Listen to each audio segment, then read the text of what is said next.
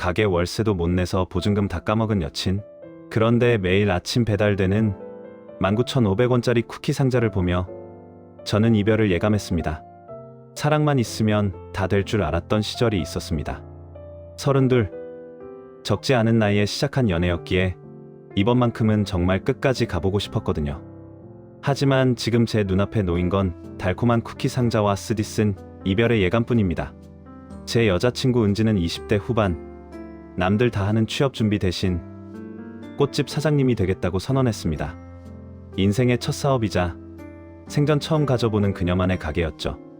사실 그때까지만 해도 저는 은지와의 결혼을 아주 진지하게 생각하고 있었습니다. 오빠, 나 나중에 이 가게 잘 되면 우리 결혼해서 예쁜 집도 사고 행복하게 살자. 꽃집 오픈을 준비하며 반짝이는 눈으로 제게 미래를 약속하던 그녀를 보며 저는 이 사람이라면 내 평생을 맡겨도 좋겠다고 확신했습니다. 그녀가 꽃집을 차린 이유는 의외로 간단했습니다. 그냥 꽃을 보면 기분이 좋잖아. 힘들고 지저분한 일 말고 예쁜 것만 보고 살고 싶어. 은지는 치열한 경쟁 사회의 비정한 속성이나 땀 흘려 얻는 노동의 가치보다는 우아하게 앞치마를 두르고 꽃향기를 맡는 삶을 꿈꿨습니다. 장사라는 게 그저 예쁜 공간을 차려놓기만 하면 손님들이 구름처럼 몰려와 절로 대박이 날 거라 믿는 눈치였거든요. 은지는 경험 한 번 없는 첫 가게임에도 불구하고 근거 없는 자신감으로 가득 차 있었습니다. 오빠, 나처럼 안목 좋은 사장이 흔한 줄 알아? 인테리어만 감성적으로 해두면 인스타 보고 사람들 줄 설걸? 요새는 실력보다 감성이야. 결국 부모님의 지원과 그동안 모아둔 돈, 그리고 부족한 부분은 마이너스 통장까지 동원해 그녀는 꽃집을 차렸습니다. 창업 비용이 꽤나 큰 돈이었지만 은지는 내 꿈을 위한 투자인데 이 정도는 당연한 거 아냐? 금방 벌어서 갚으면 되라며 당당했죠. 하지만 꽃집 사장님이라는 직업은 그녀의 상상처럼 우아하기만 한 게 아니었습니다. 매일 새벽 시장에 나가 무거운 꽃다발을 실어 날라야 했고 물통을 닦고 가시를 치우는 일은 손을 거칠게 만들었습니다. 오빠, 나 손톱 상하는 거 봐. 내가 이런 거 하려고 꽃집 한 줄 알아? 이건 거의 막노동 수준이잖아. 그녀는 힘든 과정을 견뎌내는 끈기보다는 결과물이 주는 심미적인 만족감만을 원했습니다. 매장에 앉아 다른 유명 꽃집의 피드를 보며 한숨 쉬는 시간이 길어지기 시작했고 손님이 찾아와도 귀찮은 내색을 숨기지 않았습니다. 꽃다발 하나 만드는 게 얼마나 정성이 들어가는 건데 저 손님은 너무 싸게만 하려고 해. 그녀의 오만함과 게으름은 결국 가게를 좀먹어 갔습니다. 오빠, 이번 달 월세만 150인데 매출이 너무 안 나와서 감당이 안 돼. 나 진짜 어떻게 해야 할지 모르겠어. 꽃집은 개업 반짝 효과가 사라지자마자 무너져 내렸습니다. 결국 1년을 버티지 못하고 폐업을 결정했습니다. 보증금은 밀린 월세로 다 까먹었고 남은 건 그녀의 이름으로 된 마이너스 통장 5천만 원의 빚이었습니다. 문제는 폐업 이후였습니다. 가게 문을 닫았으면 당장 뭐라도 해서 빚을 갚거나 생활비를 벌어야 할 텐데 은지에게서는 그런 의지가 전혀 보이지 않았습니다. 그녀는 마치 모든 기력을 소진한 사람처럼 자취방에 틀어박혔습니다. 처음엔 저도 안쓰러운 마음에 은지야, 고생 많았어. 당분간은 푹 쉬어라며 다독였습니다. 하지만 한 달, 2달이 지나도 그녀는 침대 밖으로 나오지 않았습니다. 하루 종일 넷플릭스를 보거나 SNS 속 화려한 세상만 구경하며 시간을 죽이더군요. 제가 조심스럽게 은지야, 일단 단기 알바라도 알아보는 게 어때? 카페나 서빙 같은 거. 라고 제안하면 그녀의 반응은 늘 공격적이었습니다. 오빠, 나 지금 가게 망해서 마음이 얼마나 병들었는지 몰라? 나보고 지금 남 밑에서 비위 맞추며 일하라는 거야? 오빠는 날 너무 우습게 본다. 그녀는 자신의 상황을 객관적으로 보지 못했습니다. 꽃집 사장이었다는 자존심만 남아서 최저시급을 받는 노동은 자신의 가치를 깎아먹는 일이라며 치를 떨었죠. 하지만 더 이상한 건 수입이 전혀 없는 그녀의 생활이었습니다. 매달 나가는 월세와 관리비, 그리고 그녀가 입고 먹는 비용이 대체 어디서 나오는지 알 수가 없었거든요. 그 의문은 어느 날 오후 예고 없이 그녀의 집을 방문했을 때 풀렸습니다. 문 밖에서 들려오는 그녀의 통화 소리를 우연히 듣게 된 겁니다. 엄마, 이번 달에 자격증 학원 등록하려면 돈이 좀 모자라. 저번에 보내준 건 월세 내고 나니까 하나도 없단 말이야. 응? 50만 원만 더 보내줘. 나 진짜 이번엔 제대로 해보려고 그래. 응. 엄마 고마워.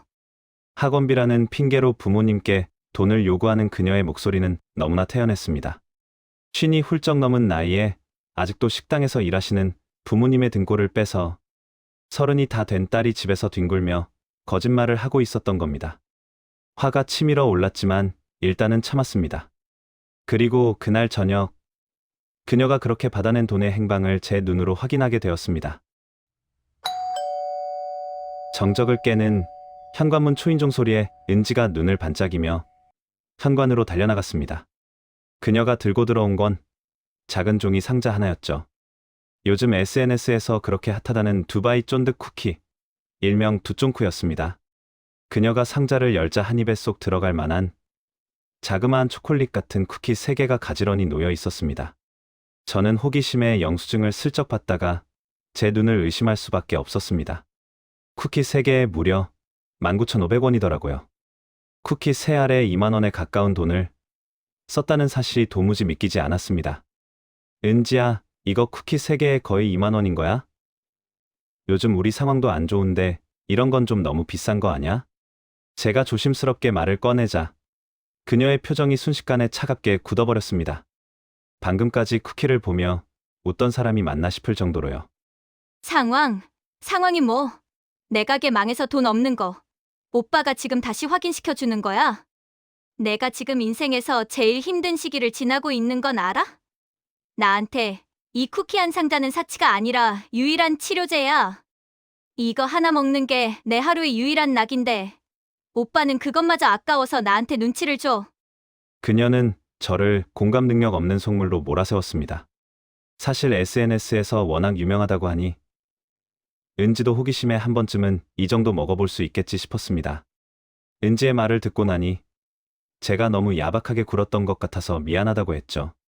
하지만 그날 이후 저는 그녀의 자취방 분리수거함에서 똑같은 쿠키 상자가 매일 같이 쌓여 있는 것을 발견했습니다. 빚이 5천만 원이고 부모님이 피땀 흘려 보내주는 생활비로 근근히 버티는 처지에 매일 2만 원 가까운 돈을 쿠키 한 상자에 태우고 있었던 겁니다.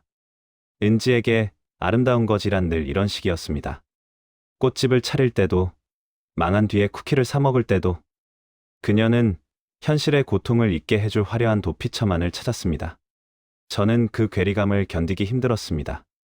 단순히 그녀가 돈을 아끼지 않는 게 문제가 아니었습니다.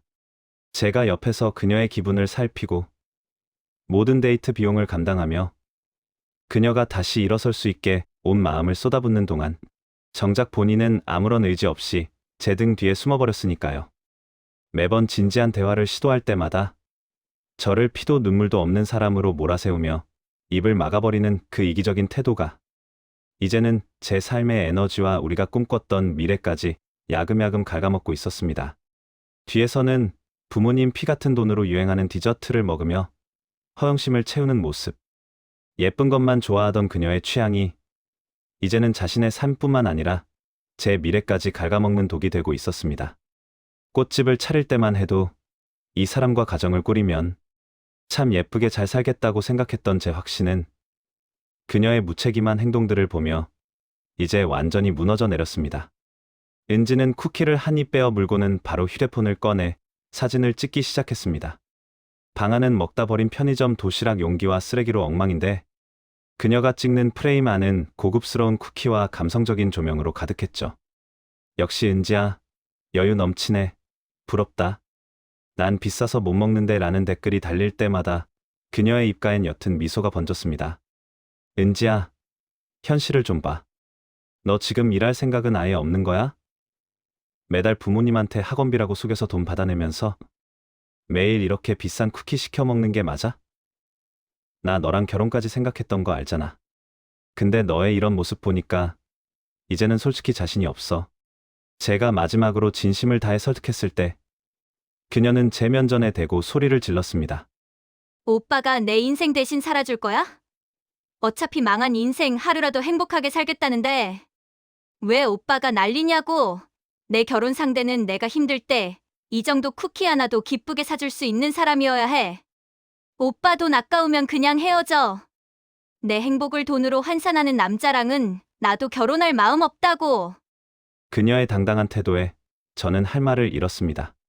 제가 사랑했던 은지는 온데간데 없고 오로지 자신의 불행을 무기로 주변의 배려를 당연하게 여기며 현실을 외면하는 전혀 다른 사람만 남은 것 같았습니다. 자신의 무너진 자존심은 부모님의 희생과 저의 배려로 채우면서도 정작 본인은 일도 안 하며 아무런 책임도 지려 하지 않는 그 무책임한 태도. 그런 그녀를 더 이상 이해해주지 못하는 제가 정말 냉정한 사람인 걸까요? 인생의 힘든 시기라는 핑계로 주변의 배려를 당연하게 여기는 그 마음가짐을 보니 그녀와 미래가 더 이상 그려지지 않습니다. 한때는 결혼까지 생각했었지만 지금이라도 이 관계를 정리하는 게 맞는 걸까요? 아니면 그녀가 정말 다시 일어설 때까지 기다려줘야 하는 걸까요? 여러분의 냉정한 조언이 필요합니다. 오늘 준비한 이야기는 여기까지입니다. 여러분만의 따뜻한 조언이나 다른 생각들도 자유롭게 나눠주시면 좋겠습니다. 앞으로도 다양한 이야기를 들려드리고 싶습니다. 괜찮으시다면 구독과 좋아요 해주시고 이야기로그와 함께 해주세요. 여러분의 구독과 좋아요는 정말 큰 응원이 됩니다. 오늘도 끝까지 시청해주셔서 감사합니다.